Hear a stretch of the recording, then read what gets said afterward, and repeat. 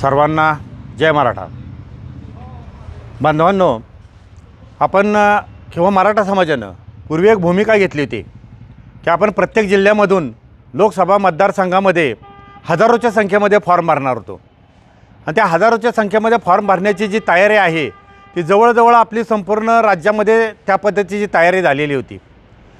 परंतु त्यावेळेला समाज बांधवांचं म्हणजे एक मागणी यायला लागली की आपण असे फॉर्म भरले आणि लोकशाहीमध्ये जरी अडचणी निर्माण करण्याचा प्रयत्न केला, बॅलेट वरती जरी आपण जे निवडणुका जरी घेतल्या तरी ह्या कोणत्या ना कोणत्या तरी पक्षाला त्याच्यापासून मदत होणार आहे. आणि हे जे दोन्ही जे पक्ष जे आहेत त्यांनी आपल्या समाजाचा विषय केव्हाही आत्तापर्यंत उचलून धरलेलाच नाही आहे. किंवा म्हणजे संसदेमध्ये का असतील किंवा आपल्या विधानभवनामध्ये असेल, मराठा समाजाचे जे तातडीचे प्रश्न आहेत आणि जे रास्त मागणी आहे त्याच्याबद्दल कुठलाही मंत्री असेल, आमदार असेल, खासदार असेल, तो त्या पद्धतीचा कधी मराठा समाजाच्या दृष्टिकोनातून व्यक्त झालेला नाही. मग याच्यावरती चांगला उपाय आपणला असा होऊ शकतो की आपण जर तिसरा पर्याय दिला आणि त्या तिसऱ्या पर्यायाच्या माध्यमातून जर आपले काही जे काय थोडे बहुत जरी समाज बांधव चळवळीतले जर विधानभवनामध्ये असतील किंवा संसदेमध्ये असतील, जर अशा पद्धतीचा आपण जर पाठवू शकलो तर त्यामध्ये जो समाजाचा संविधानिक जे काय मागणी आहे त्याच्याबद्दलची जे काय उहापोह आहे तो आपण त्या ठिकाणी करू शकतो. त्या ठिकाणी त्या पद्धतीचे जर आपले जर समाज बांधव चळवळीतले समाज बांधव जर त्या ठिकाणी गेले तर निश्चितपणानं मराठा समाजाला त्यामधून जे काय आपले जे मागणी संदर्भातला असेल किंवा इतर जे काय अडीअडचणी आहेत त्यामध्ये संपूर्ण म्हणजे मदत होऊ शकते.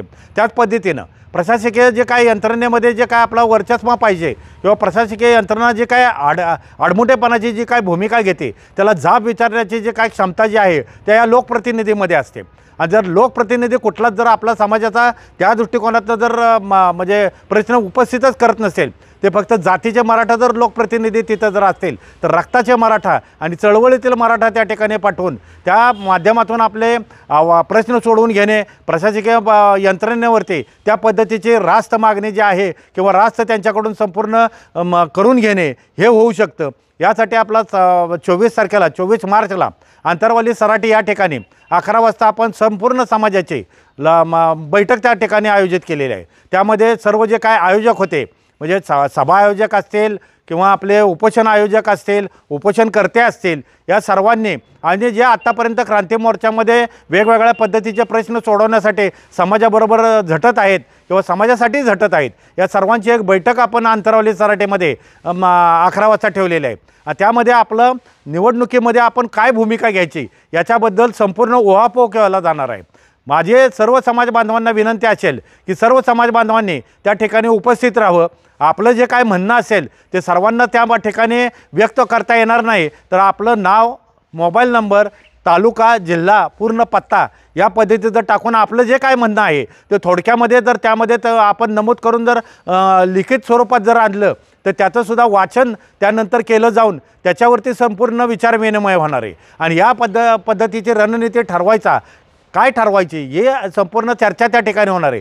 जर आपण जर निवडणुकांमध्ये उतरायचंच आणि जर तिसरा पर्याय द्यायची ही जर रणनीती सर्वानुमते जर ठरली तर प्रत्येक गावावरती त्या ठिकाणच्या समाज बांधवांवरती ती संपूर्ण जबाबदारी दिली जाणार आहे. आणि याच्यामधून लोकवर्गणीतूनच हे सर्व जे काय बांधव असतील मराठा समाजासाठी लढण्यासाठी हे पुढे आणले जाणार आहेत. त्यामधून निश्चितपणाने समाजाचे सर्व विषय आहेत त्याच्यावरती निश्चितपणाने आवाज उठवण्याचा फार मोठा प्रयत्न केला जाईल. त्यासाठी सर्वांनी 24 मार्चला 11 वाजता आंतरवाली सराटी येते म्हणजे त्या जी काय बैठक जी ठेवलेली आहे त्या बैठकीसाठी सर्वांनी उपस्थित राहावे. जय मराठा.